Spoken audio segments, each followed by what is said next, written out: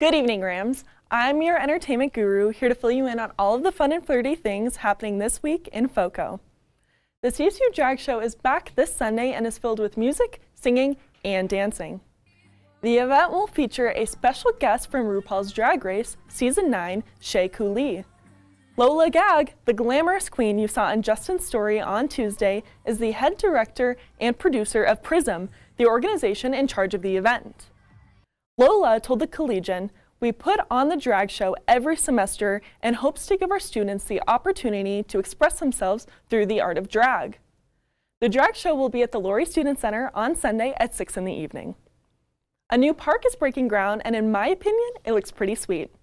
The Sugar Beet Playground, located in the Fort Collins Museum of Discovery, is making its new home off of Vine and LeMay Avenue. The 5.3-acre park will be in the former Great Western Sugar Beet Factory that put Fort Collins on the map over 100 years ago.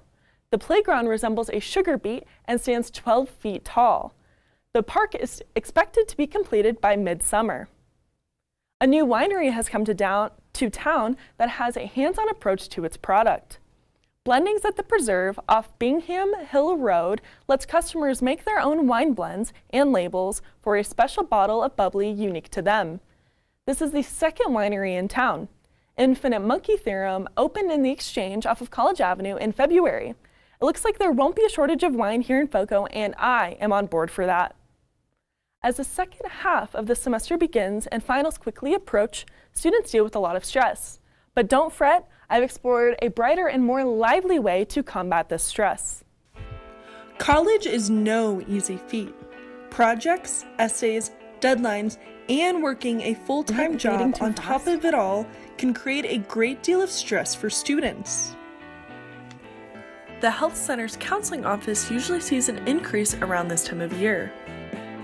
Even realistically for students to get seen and to establish a new therapist is kind of hard. However, plants like this can help alleviate stress by filtering the air in your home and improving concentration.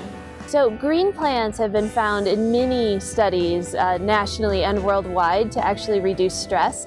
And it's not just stress, but they can actually lower blood pressure, they can make us feel better, and they also have this ability to make us feel better about ourselves, so they improve our mental health as well. And so it's a strange combination of having this green living thing, but also having nature. And I think that's the big component, is nature, and that could be any form in a forest or in a landscape, in a garden, or even having a houseplant on your desk. In a journal written by horticulture professors at Colorado State University, say that landscapes improve our lives because green spaces and vegetation facilitate personal relaxation and rejuvenation, and also socialization by pulling people outdoors to engage within their community. And you don't have to be a horticulture major to bring plants into your life. So if you're looking to have your very first houseplant to call your own, a couple really easy ones would be a pothos, which kind of has a heart-shaped leaf.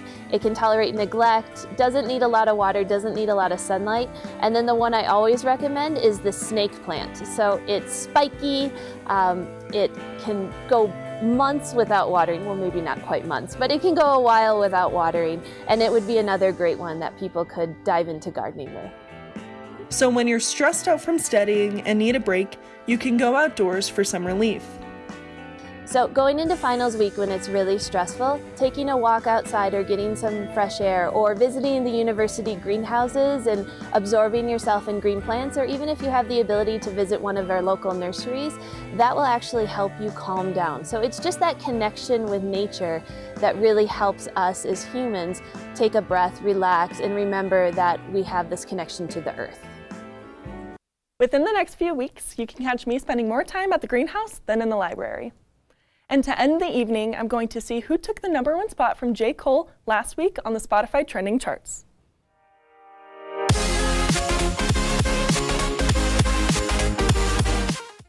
The edgy Billie Eilish rises to the charts with her song Bad Guy from her new album released last month.